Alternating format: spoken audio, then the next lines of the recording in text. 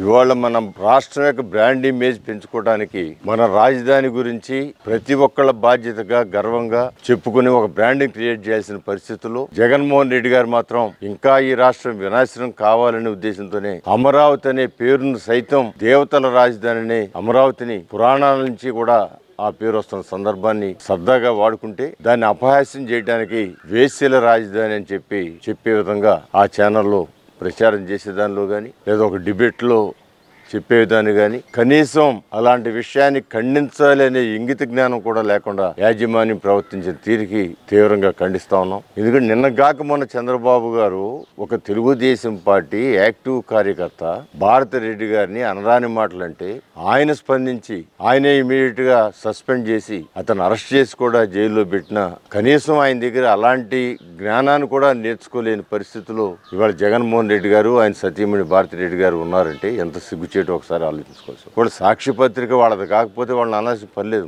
సాక్షి మొత్తం యాజమాన్యం వాళ్లే, దానికి ఎవరు బయట వాళ్ళు ఎవరు లేరు, దాంట్లో యాజమాన్యం వాళ్లే. అలాంటి సాక్షిలో ఒక పత్రిక అంటే ప్రజాస్వామ్యాన్ని కాపాడవలసిన కనీస బాధ్యతతో పత్రికలు పెడతారు. అలాంటి బాధ్యతని మర్చిపోవటమే కాకుండా వాళ్ళు ప్రజల్లో ఒక మన రాష్ట్రాన్ని మన తల్లిని మనం అపహాస్యం చేసినట్టే, మన తల్లిని మనం ఈ విధంగా ఒక రోడ్డు పాలు చేసినట్టే. సో ఇలాంటి విషయాల్లో ప్రజలు మరి ఎంత ఆవేదన చెందుతా ఉన్నారో ఈ 4 రోజులు బట్టి వాళ్ళ రియాక్షన్ బట్టి తెలుస్తాం. మీరు ఎక్కడికి ఒక బయటకు వచ్చి రోడ్డు మీద వచ్చి పోట్లాడిన వాళ్ళే కాదు, ఇళ్లలో ఒక పెళ్లికి వెళ్తే అక్కడ 10 మంది కలిసి ఏంటండి దారుణం, ఇంత దారుణంగా మాట్లాడటం, ఆడవాళ్ళని ఇంత హీన చర్యగా చెప్పడం.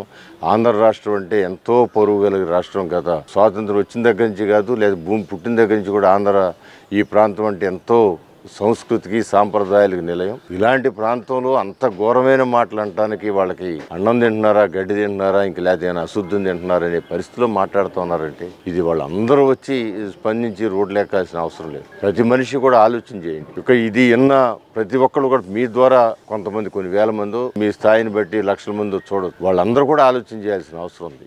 మనం ఎలక్షన్లో రాజకీయాలు మనకి ఇష్టం వచ్చిన మనిషి గెలవాలను, మనకి ఇష్టం వచ్చిన పార్టీ గెలవాలను మనం ఆలోచన చేస్తాం, దాంట్లో తప్పలేదు. ఎలక్షన్లు అయిన తర్వాత ఇప్పుడు ఒక రాజధాని డెవలప్ అయితే అది మన బిడ్డల భవిష్యత్తుకి ఉపయోగపడుతుంది. తెలుగువాడికి పుట్టిన బిడ్డలకి రానున్న రోజులు ఉపాధి కల్పించే ఒక కేంద్రంగా తయారవుతుంది. అలాంటి కేంద్రం మన పిల్లల భవిష్యత్తు కోసం, మన రాష్ట్ర భవిష్యత్తు కోసం మనం చేసుకోవాల్సిన అలాంటి రాజధాని ఇంత ఘోరమైన మాటలతో అపహాస్యం చేస్తూ ఉన్నారండి. ఖచ్చితంగా ప్రజలు కూడా ఆలోచన చేయాల్సిన అవసరం ఉంది. ఇలాంటి పార్టీలని, ఇలాంటి మనుషుల్ని మనం ఎంతవరకు దూరం పెట్టాలో ఆలోచన చేయాల్సిన అవసరం ఉందని కూడా నేను తెలియజేస్తూ, ఇప్పటికైనా ఎవరో మీ దగ్గర పనిచేసే వాళ్ళు చెప్పారు, అది పొరపాటు, అలాంటి విషయాన్ని మేము ఖండిస్తున్నాం, విత్డ్రా చేసుకుంటున్నాం అని చెప్పి ఎవరు చెప్పకుండానే ఏ విధంగా చంద్రబాబు గారు ఒక తెలుగుదేశం పార్టీ యాక్టివ్ కార్యకర్త అన్న మాటలకి ఆయనే స్పందించి అతను సస్పెండ్ చేసి అతన్ని పోలీసులు చట్ట ప్రకారం చర్యలు తీసుకోండి అని చెప్పి ఏ విధంగా చెప్పాడో ఆ విధంగా మీరు ఎందుకు చెప్పలేకపోతున్నారని నేను